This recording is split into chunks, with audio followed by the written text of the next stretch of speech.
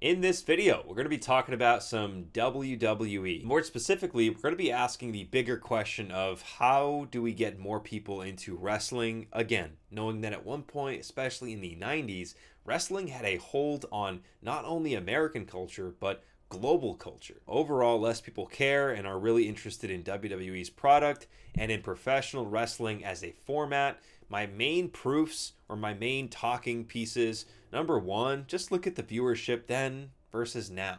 It is not even comparable. Whereas now we're in the era of excess, that there's just so much potential wrestling storylines and different wrestlers trying to climb their way to the top. And ultimately, the way that WWE's hierarchy and structure has been set is that there's one brass ring. Like there's only one main event at WrestleMania, right? There's obviously going to be opportunities to really give viewers emphasis on certain stars that maybe didn't get an extended period of time where they were top dog, right? But I think for the most part, WWE has consistently relied on characters that kind of peaked in the 2000s. Another proof is the value of memorabilia and cards relative to other sports and niches. I mean, flat out, you look at the most valuable wrestling cards compared to the most valuable basketball, the most valuable Pokemon. And then proof number three, I mean, just look at the reception from the mainstream and how wrestling is sort of treated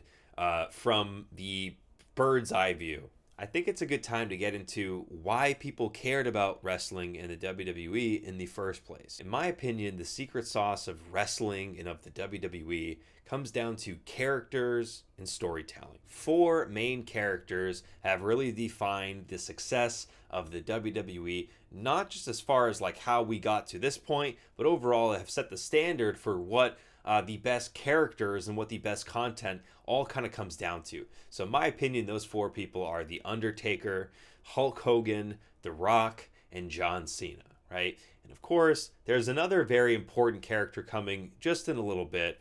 We can't forget to mention Vince McMahon. He really is kind of outside the bubble because he is probably the tainting of the secret sauce. One biggest pro about The Undertaker is the longevity factor, and also I imagine just how much of the actual good culture that still remains within WWE now that the Vince McMahon era has firmly taken the book is the chapter is over as far as like actual influence towards the product and the company itself, and now we're starting to write very dark chapters within Vince McMahon's legacy.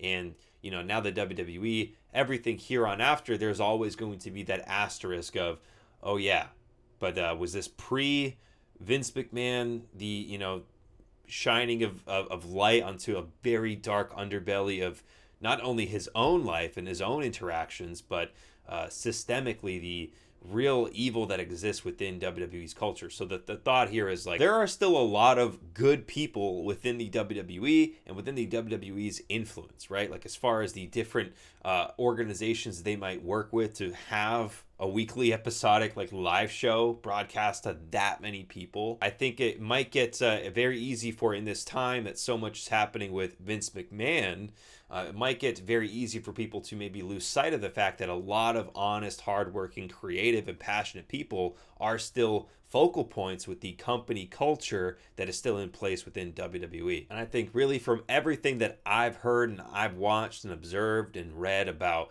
how other people in not only the locker room within WWE, so other wrestlers, but just across the board, like other industries and other people, their takes on The Undertaker and Mark Calloway, what he's meant for the WWE. I would be willing to bet that Mark Calloway, I mean, I know that he's even been spotted with Vince McMahon pretty recently amidst like all of the drama, right? But I imagine for his own sake and his own legacy, part of him is probably feeling pretty betrayed in a sense that everything has kind of turned out the way it has with Vince. The one biggest con, how the hell could he have possibly agreed to have his WrestleMania undefeated streak snap? That's just my opinion. Hulk Hogan, not a fun character to dive into as far as trying to really assess the pros and cons, especially knowing that within pro wrestling, the question of how to separate the art from the artist, like how do you actually do that, right? And is that even possible? Is that even a thing that we should do, right? That is a very viable question for a lot of wrestlers and a lot of athletes. I think Hulk Hogan is certainly one where it's a very nuanced discussion. He had a lot of privilege going in his favor, right? And a lot of, I'll talk about with Vince McMahon, the stories and the messed up parts that really are baked into WWE. Hulk Hogan came out on top and came out looking like $1,000,000, right? Like, he certainly benefited from a lot of people being taken advantage of, right? Like, whether he wanted to or not, right? And I think over the last 20 years, especially since he's faded more into trying to just live his life, right? Like, as a retired professional wrestling superstar, right? Like, he's had objectively some also like very bad things happen to him too. So there's nuance in the sense of, is he a perfect guy? Of course not, but I don't even think he would tell anyone that he's perfect. And he's someone who played basically a perfect guy on TV throughout the 80s and 90s when people were still believing everything that they saw on television. If I had to really say a biggest pro about Hulk Hogan, I would just say it's truly like the amount of moments that he was able to establish to really create pro wrestling as a valid mainstream form of entertainment, right? So obviously with Hulk Hogan came the way to make it so it's not just like chain wrestling, technical wrestling. There was more of a theatrical element to it. But I would say like that's transformed wrestling into something that it is today, which even if it's not WWE, if it's like AEW, like all of those guys in some way were influenced by something that Hulk Hogan was a part of creatively. Like, you just can't deny that. The biggest con is just seemingly how many, again, like, he was very clearly okay with just being the star. And if someone had to kind of eat, to appease his own well-doing, like, it just, that's a very broad criticism for anyone to have. And I don't know Hulk Hogan personally, obviously. So if I had to just say like the biggest con is just like the dumb things that he has said and has done and his way he's treated other people. Dwyane The Rock Johnson, one biggest pro, he is so memeable. I mean, I just think, I don't even know what his politics are. Honestly, I know there's probably people, you'll hear The Rock and you'll hear politics and you'll be like, oh, can't believe that. I don't have a political association to anything The Rock stands for, but I know a lot of people have said, like, I could see him running for president. I could too.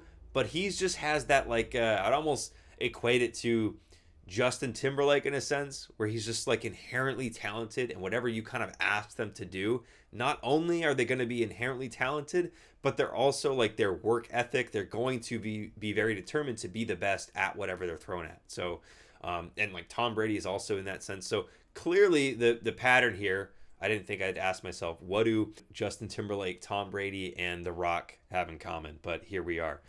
No, truly, it's all that they all are very polarizing figures that are very talented and highly competitive. There are no cons about The Rock, my opinion only. I also feel pretty similarly about John Cena. I just watched Ricky Stenicki, and I cannot stop thinking about that movie. I also love Andrew Santino, Bad Friends podcast. Probably my favorite podcast in my rotation right now. The biggest pro about John Cena is similar to Hulk Hogan in the sense that it just seems like John Cena is a goofy guy. Goofy, hardworking, self-aware guy. I specifically actually will say the biggest pro is his mentality with Instagram. It's literally just like out of context, random curiosity threads, like in his own brain. If you ever hear him talk about his Instagram post in context, it's as nonsensical as it actually appears. So I think that's his biggest pro. The biggest con, it's not even about him specifically. I hate when people just take not only wrestling, but like anything that you think is your thing, like whether it's anime, sports, like like it doesn't matter. Like, why do you gotta take this stuff so seriously where you gotta be like, you can't just kind of separate like the, if you think a character is corny or cheesy or overplayed, like I don't know, I feel like when you're as big as John Cena and you're kind of a character in that sense where you seem real, but you're not really, things are amplified. It's hard to blur that line. It's hard to distinguish that line.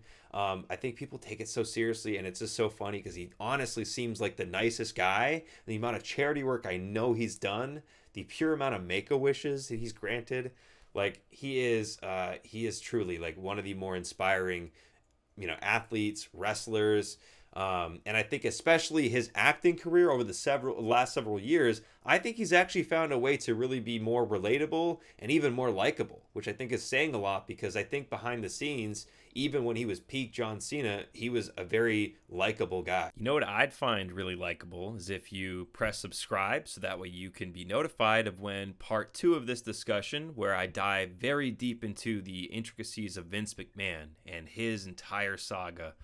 You can get notified of when that video comes out.